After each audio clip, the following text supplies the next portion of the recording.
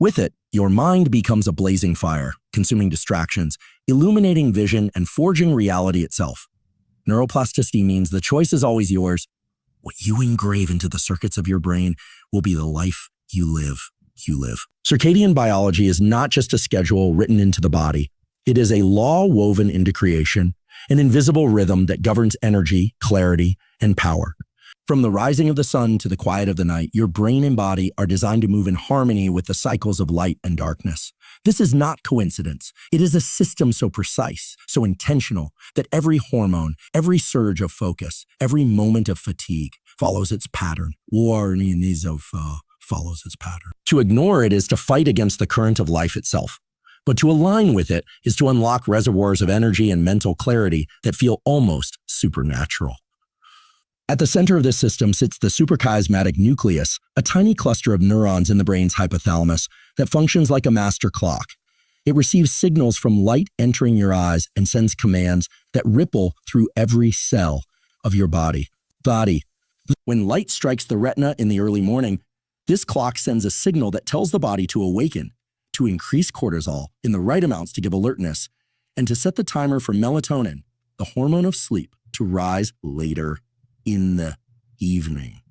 This cycle is divine order made biological, a daily resurrection and rest built into your design. When you rise with the light and expose your eyes to it, you are not just waking up, you are calibrating your entire system. Your focus sharpens, your metabolism shifts, your heart and lungs prepare for the day's demand. Conversely, when you deny your body this natural rhythm, staying in artificial darkness in the morning, flooding your nights with blue light from screens, you send confusing signals to the clock. The body, uncertain of when to wake and when to rest, scatters its energy. Fatigue, brain fog, and weakness are not random curses. They are the predictable consequence of disobedience to circadian law. This law also governs productivity windows in those. Science shows that the early hours, within 2 to 3 hours after natural wakefulness, are primed for deep work. The neurochemicals of focus, dopamine and norepinephrine, are elevated, sharpening attention and lowering the threshold for concentration. To waste this sacred window on distraction is to trade gold for dust. Later in the day, the body shifts to states more suited for creative, flexible thinking.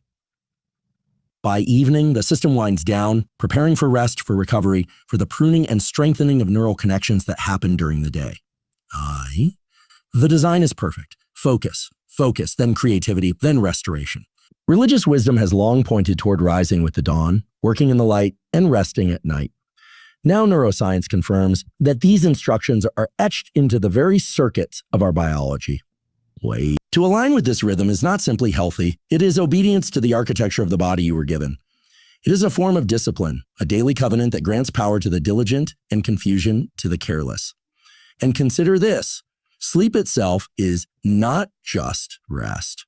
It is the time when your brain consolidates memory, clears toxins, and resets emotional balance. To deprive yourself of sleep is to rob your own mind of clarity and resilience. The brain in sleep is like a temple being cleansed, the altar being prepared for the sacrifices of focus you will make tomorrow. Circadian alignment ensures that this process happens with precision, sharpening your intellect, fueling your body, and multiplying your productivity without draining your soul. Stress is often spoken of as the enemy, a destroyer of peace and focus, yet the truth is far more profound. Stress is not simply a burden, it is a force, a God-forged fire that can either consume you or refine you, depending on how you harness. Your nervous system was designed with two great branches, the sympathetic, which drives you into action, and the parasympathetic, which restores you to balance. Stress is the spark that lights the sympathetic flame, a surge of adrenaline and cortisol that prepares you for challenge, for battle, for decisive movement. This is not a flaw in your biology. It is a divine gift meant to sharpen, not to shatter. Think of the lion in the wilderness, the warrior in the field, the prophet in the storm. Their power does not come from calm skies, but from the discipline to channel fear and strain into courage and resolve. In the same way, your nervous system was never meant to avoid stress altogether. It was built to use stress as a signal. A rising heart rate, rapid breathing, the tightening of muscles. These are not signs of weakness, but preparations, the body calling to the mind. Focus, rise, engage. The The tragedy of modern living is not that we experience stress, but that we drown in it without mastering it, letting it consume us instead of commanding it. Biology reveals that short, controlled bursts of stress sharpen attention, release norepinephrine in the brain, and increase neuroplasticity, meaning the circuits of learning and adaptation are wide open during moments of strain. This means that struggle itself is the fertile soil where growth takes root. The ancient scriptures spoke of trials producing endurance, endurance producing character, and character producing strength. Neuroscience now shows the mechanism. When stress hormones rise in measured doses, they engrave lessons deeper, making you stronger, faster, more resilient than before. The key is regulation, the ability to shift deliberately between stress and recovery, between fire and stillness. Your breath is one of the most powerful tools for this. A controlled exhale signals safety to the nervous system, tilting the balance back toward calm. Your focus, your posture, your willingness to reinterpret challenge as an opportunity all transform stress from poison into power. In that moment, stress becomes a servant, not a master. It becomes the forge in which resilience is hammered and sharpened. Imagine entering a task not with dread, but with the recognition that the rising pressure in your chest is the body's way of arming you for focus. The surge of energy, the rapid pulse, the heat in the blood, these are signals that you are ready. And when you learn to command them, you no longer pray for a life without stress. You pray for the wisdom and discipline to direct it. Because every moment of strain is a moment where the brain can grow, the circuits can adapt, and the spirit can become unshakable. Stress is the crucible of transformation. Left unchecked, it corrodes. But harnessed, it hardens. It hardens. The nervous system is waiting for your decision. Will you let stress scatter your mind and weaken your body, or will you seize it, channel it, and let it forge you into someone who cannot be moved? Dopamine is often misunderstood as mere pleasure, a fleeting chemical of indulgence, but in truth it is the engine of drive, the current that pulls you forward, the spark that keeps you moving when comfort begs you to stop. It is not about reward itself. It is about pursuit, the anticipation of what lies ahead, the hunger to continue. This is why those who master their dopamine pathways master their destiny. For while others wait for motivation to arrive like a visitor, the discipline to know how to ignite it at will, to direct it toward the labor of purpose, rather than the lures of distraction. When you chase shallow rewards, scrolling, gossip, trivial entertainments, you teach your brain to release dopamine for dust, and the nervous system learns quickly. Soon it craves only the cheap, the immediate, the fleeting. And when true labor calls, the circuits of motivation remain silent. But when you link dopamine to effort, to progress, to the daily discipline of building, something remarkable happens. The very struggle begins to feel rewarding. The process itself becomes the source of drive. The mind no longer waits for the finish line to release energy. It finds joy in the running of the race. Neuroscience reveals this clearly. Dopamine release is tied not only to achieving goals, but to the act of moving toward them. When you take steps in alignment with your highest aims, the brain drips motivation into your system, urging you onward. But here's the secret the world ignores. This system can be trained. If you allow yourself to celebrate progress, to acknowledge the sacred weight of small victories, you wire your circuits to crave persistence. If you constantly defer joy to the end, your brain learns that effort is suffering and reward is scarce, and soon it rebels. This is why the wise learn to train their hearts to delight in discipline. The early rise, the focused study, the strenuous labor, each is framed not as a burden, but as proof of alignment with divine order. Each repetition becomes worship. Each sacrifice of comfort becomes fuel. In this state, dopamine is no longer a tyrant dragging you toward temptation. It becomes a servant yoked to your will, carrying you step by step through the valleys of fatigue into the peaks of achievement. But beware, dopamine is a double-edged sword. It can enslave as easily as it can empower.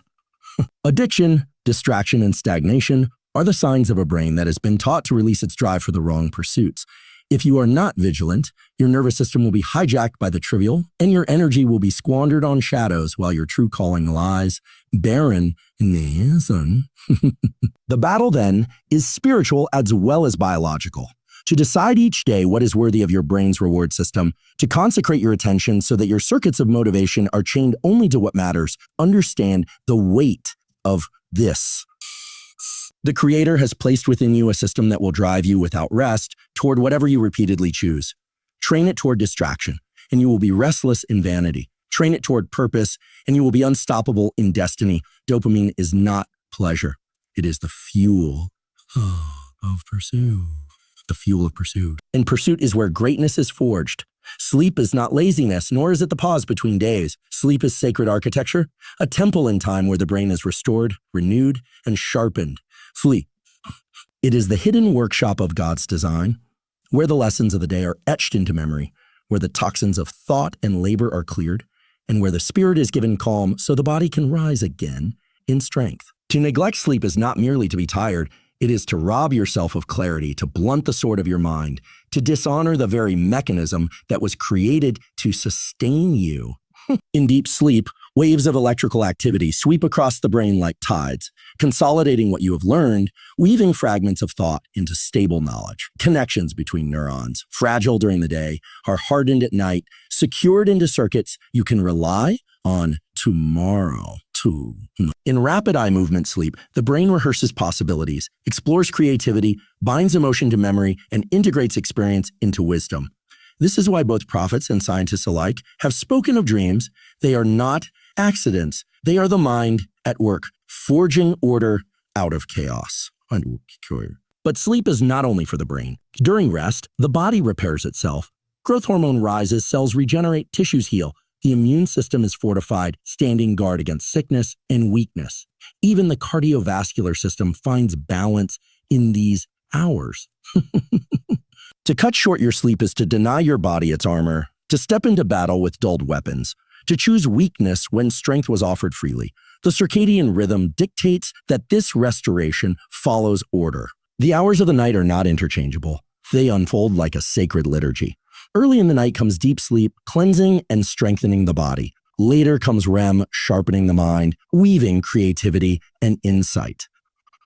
To push these rhythms aside with late distractions, with glowing screens, with restless indulgence, is to rebel against the order written in your very cells.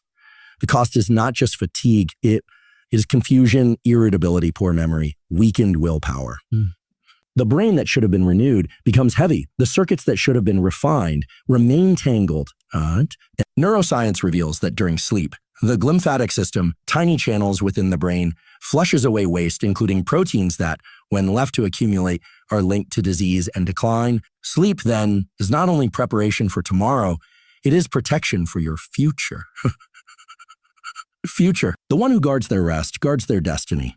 The one who treats it lightly lays a slow foundation for decay. Consider how even in sacred texts, rest was commanded, not suggested. Renewal was placed into the very rhythm of creation. Day and night, work and Sabbath, labor and restoration. The body and brain echo this truth.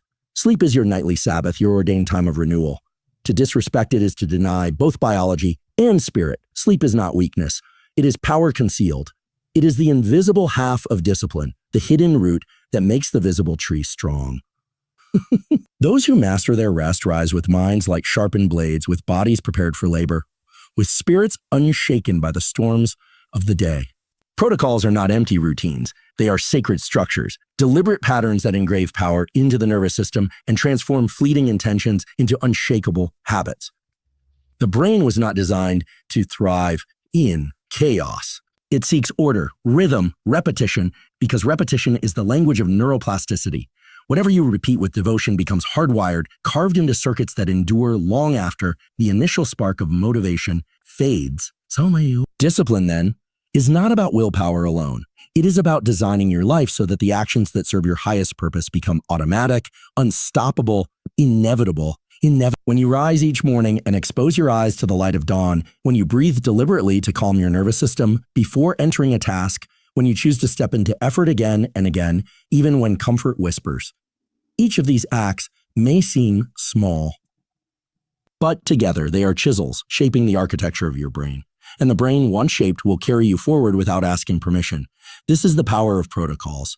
They remove the need for constant decision-making and replace it with divine order, inscribed into your very biology. Habits are not just behaviors, they are alliances with your nervous system. Every action you ritualize teaches the brain what matters. Each choice repeated signals the circuits to strengthen. This is why the ancient command was to meditate day and night, to write the law upon your heart, to bind truth upon your hands. Repetition sanctifies.